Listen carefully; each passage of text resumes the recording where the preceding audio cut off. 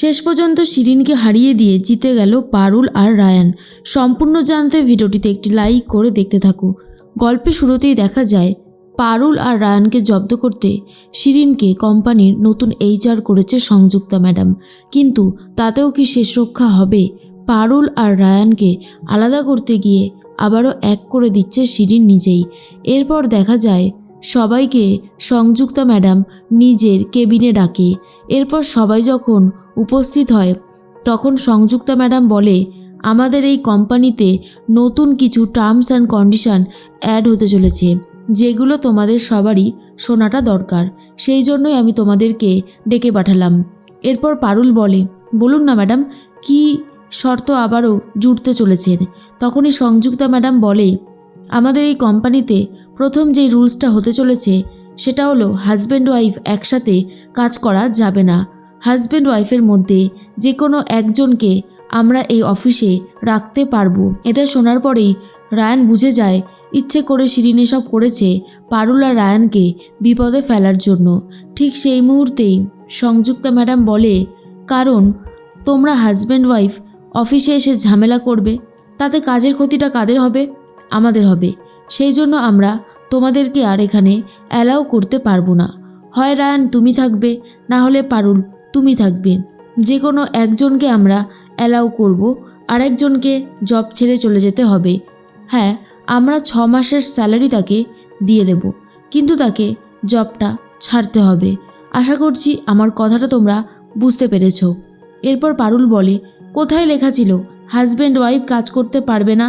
এখন আপনি নতুন নতুন শর্ত দেবেন আর সেগুলো আমাদেরকে মানতে হবে? না না না, কিছুতেই এটা হতে পারে না। সংযুক্তা ম্যাডাম বলে, কেন হতে পারে না? আর তাছাড়া আমি এই কোম্পানির CEO, তাই আমি যেটা বলবো সেটা তোমাদেরকে শুনতে হবে। তোমরা চাইলেও সেটাকে এড়িয়ে যেতে পারবে না। রায়ান তখন বলে, পারুল পারুলের মতন কাজ করে আর আমরা আমাদের মতন কাজ করি, তাহলে অসুবিধার কি আছে? ম্যাডাম আপনি যেটা বলছেন সেটা কিন্তু অনৈতিক কাজ হচ্ছে। কিন্তু সংযুক্তা ম্যাডাম কোনো কথা শুনতেই চায় না আর বলে, কাল সকালের মধ্যে ডিসিশন নিয়ে নাও আর তারপর অফিসে এসে কেউ একজন রেজিগনেশন লেটার জমা দাও, ব্যাস তাহলেই ঝামেলা মিটে যাবে। এরপর রায়ান আর পারুল কিচ্ছু বলতে পারে না। তখন শিরিন মনে মনে ভাবে, এইবার দেখ তোদেরকে এমনভাবে জব্দ করব যে তোরা ভাবতেও পারছিস না। বাড়িতে ফিরে যায় রায়ান আর পারুল। তখন সবার সামনে এই প্রবলেমের কথাটা বলে দেয়। তখনই মৌসুমি বলে, জানতাম এই মেয়েটার জন্য আমার ছেলের সাথে কখনো ভালো কিছু হতে পারে না। এই মেয়েটা যা শুরু করেছে জাস্ট সহ্য করা যাচ্ছে না। ওর জন্য আমার ছেলের চাকরিটা যেতে বসেছে। রায়ান, তুই এই জবটা কোনোভাবেই ছাড়বি না। এই জবটা যদি ছাড়ে তাহলে পারুল ছাড়বে, তুই কিছুতেই এই জব ছাড়বি না। রায়ান তখন বলে, মা তুমি চুপ করবে? দয়া করে চুপ করো, দেখছো তো একটা প্রবলেমের মধ্যে পড়েছি। তার ওপরে যদি তুমি এইরকমভাবে কান ভাঙাতে থাকো না, আমার কোনো লাভ হবে না।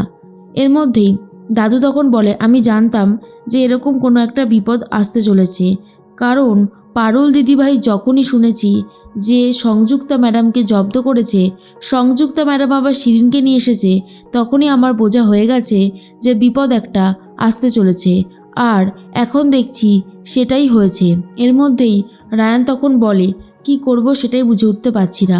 মৌসুমি বলে, পারুল এমনিতে তো তোমার সাথে আমার ছেলের সম্পর্ক কোনোদিনও ঠিক হবে না, আর ও তো অন্য কাউকে ভালোবাসে। আমার মনে হয় তুমি যদি ডিভোর্স দিয়ে দাও তাহলে খুব ভালো হবে, তাহলে আমার ছেলের চাকরিটা বেঁচে যাবে আর সাথে জীবনটাও।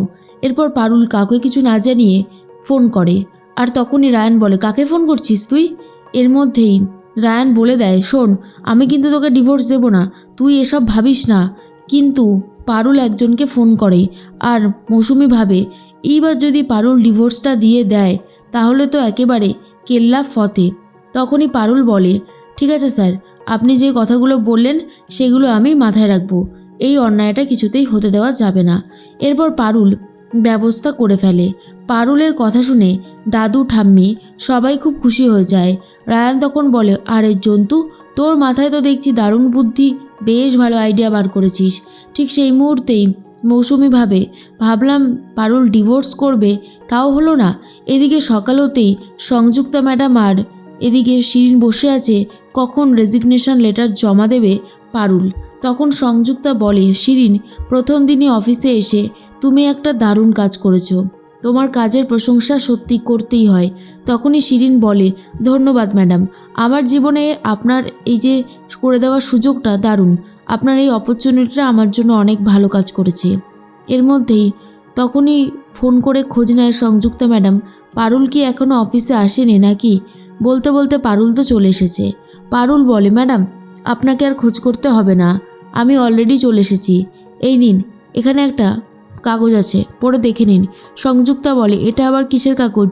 তা রেজিগনেশনটা কে জমা দিচ্ছ, তুমি নাকি রায়ান? রায়ান তখন বলে, আমিও না, পারুলও না, আমরা কেন রেজিগনেশন লেটার জমা দেব? অসুবিধাটা তো আমাদের না। আর তাছাড়া আমরা সমস্ত নিয়মকানুন শৃঙ্খলা মেনেই এই অফিসে কাজ করতে ঢুকেছি, এখন মাঝপথে বলছেন ছেড়ে দিতে হবে, এটা তো হতে পারে না, তাই আমরা কোর্ট কেস করেছি। আর এটা শোনার পরে প্রচণ্ড রেগে যায় সংযুক্তা ম্যাডাম, আর বলে, তোমাদের সাহস হলো কি করে এটা করার? তোমরা কি ভেবেছো এটা করে পার পেয়ে যাবে? তোমরা কিছু করতে পারবে না, আমি তোমাদেরকে কিচ্ছু করতে দেব না। পারুল বলে, অন্যায়ভাবে আপনি আমাদেরকে বার করে দিতে চাইবেন আর আমরা আপনার সমস্ত কথা শুনবো, সেটা আপনি ভাবলেন কি করে? এটা তো আর হতে পারে না, তাই না? কারণ আপনার কোনো কথাই আমরা শুনবো না।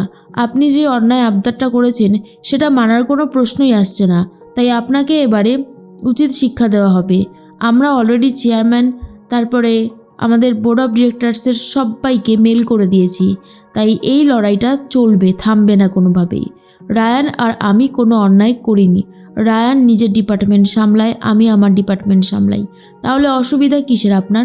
আসলেই আপনি আমাকে কোনোভাবে সহ্য করতে পারছেন না, তাই যেন তেন প্রকারে আমাকে এই অফিস থেকে বার করতে চাইছেন, কিন্তু সেটা এত সহজে হবে না। আমি আমার নিজস্ব কোয়ালিটি দিয়ে এই জবটা পেয়েছি, তাই এই জবটা আমি কোনোভাবেই হারাবো না। তার জন্য আমাকে যা যা করতে হয় আমি সবটাই করব, দেখি আপনি আমাকে কি করে আটকাতে পারেন।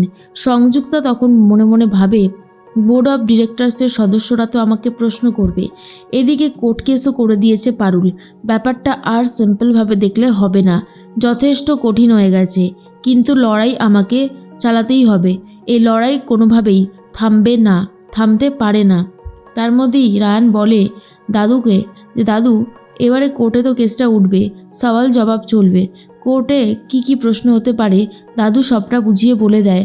আর রায়ান প্রশ্ন করে, পারুল উত্তর দেয়, একটা ছোটোখাটো কোর্ট যেন বাড়িতেই শুরু হয়ে গেছে, যেখানে দাদু হচ্ছে জজ সাহেব, সংযুক্তা ম্যাডাম হচ্ছে রায়ান, আর পারুল নিজেই সমস্ত প্রশ্নের উত্তর দিতে থাকে।